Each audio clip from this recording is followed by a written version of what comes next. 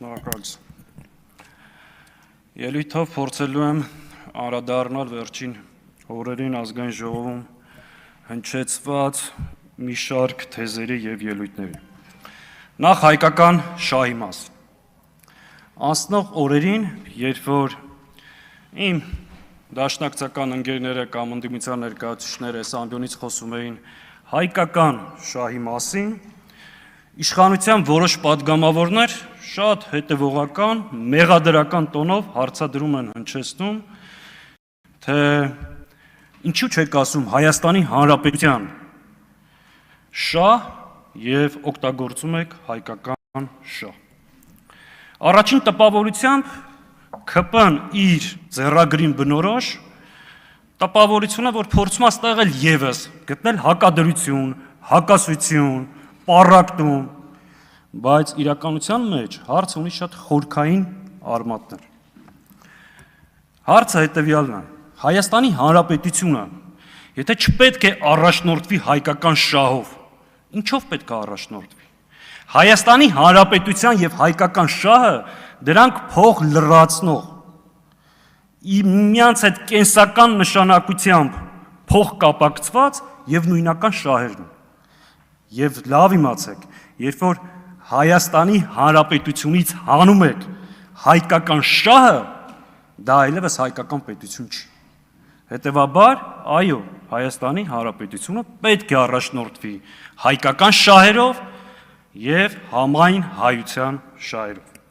Բայց խնդիրը հետևյալն է. որտեղից է գալի այս խոսույթը։ Այս ամեն ինչի խորքը որտեղ է։ Այս ամեն ինչի խորքը իրական Հայաստանը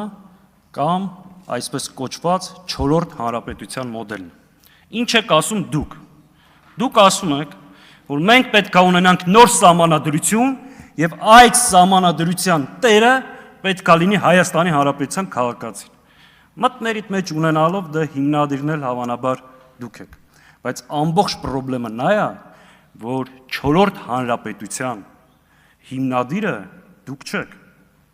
4-րդ հանրապետության ճարտարապետը Թուրքիան է, կոնստրուկտորը Ադրբեջանը։ Դուք նույնիսկ դիզայներական գործերը ձեզ հանձնարարված չի։ Դրանով զբաղվում են եվրոպական որոշ պետություններ։ Դուք այդ պրոյեկտի մեջ PR մասնագետներն եք եւ sales մենեջերները։ Փաթեթավորեք այդ գաղափարը եւ վաճառեք մեր ժողովրդին։ Եվ հենց ստեղից է գալի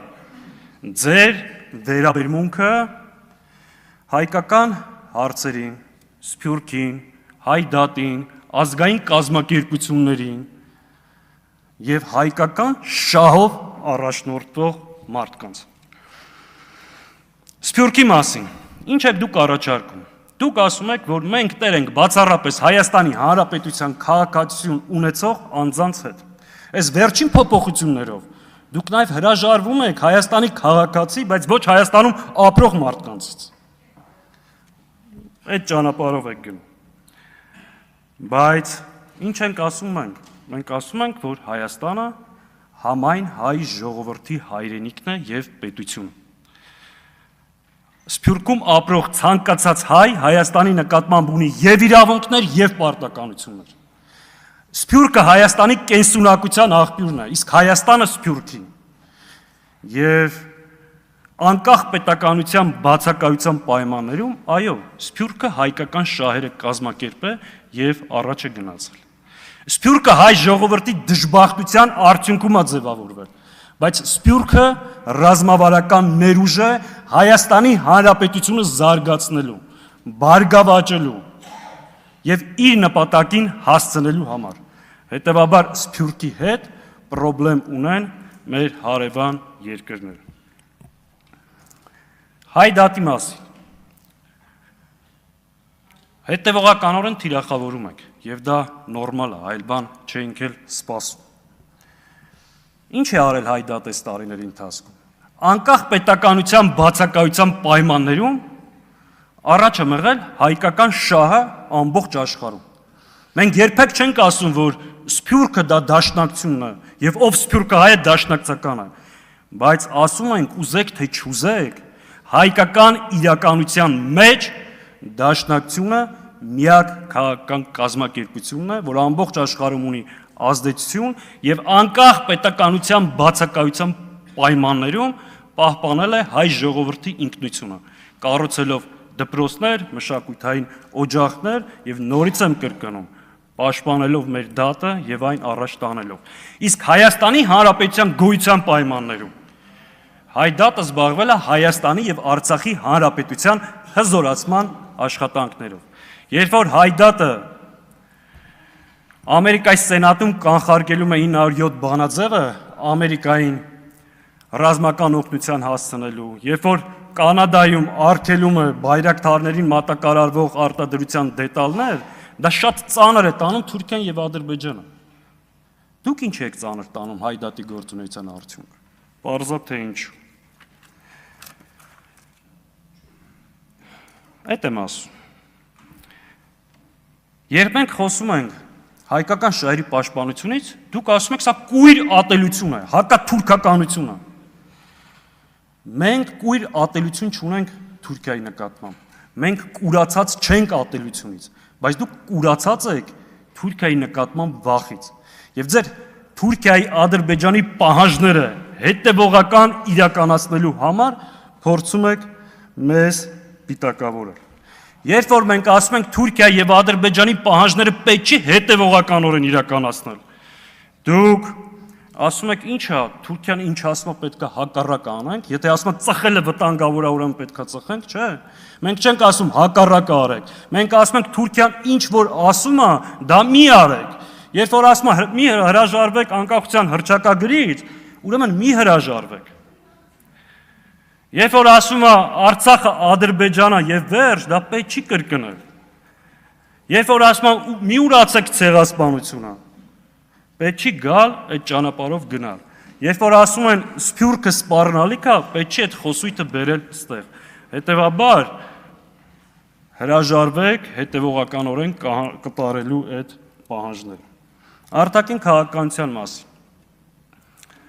Երկար խոսվեց եվրոպական ինտեգրման եւ այլ։ Կարելի է երկար խոսել, բայց պատկերը հետեւյալն է։ Մի անգամ անդրադարձել եմ, ավելի պարզ ասեմ։ Ձեր վարած քաղաքականության արդյունքում Հայաստանը կանգնելու է նոր,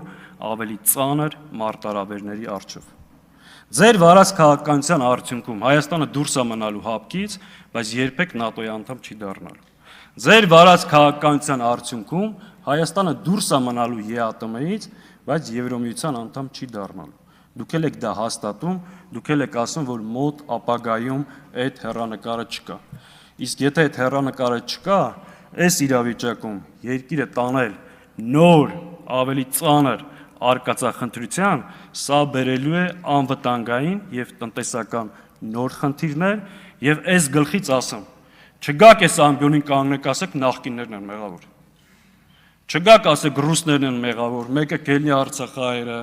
մեղավոր ենք, պատասխանատու չենք, պատասխանատու ենք, մեղավոր չենք։ Այս ամեն ինչի պատասխանատվությունը ձեր վրա է եւ դիտակցված երկիրը կանգնացնում եք նոր, ավելի ծանր մարտահրավերների առջև։ Եվ պարոն Եղոյանը ստեղ չի։ Ես ընդհանրապես ուզում եմ ասեմ, որ այս ընթացքում բացահայտել եմ, որ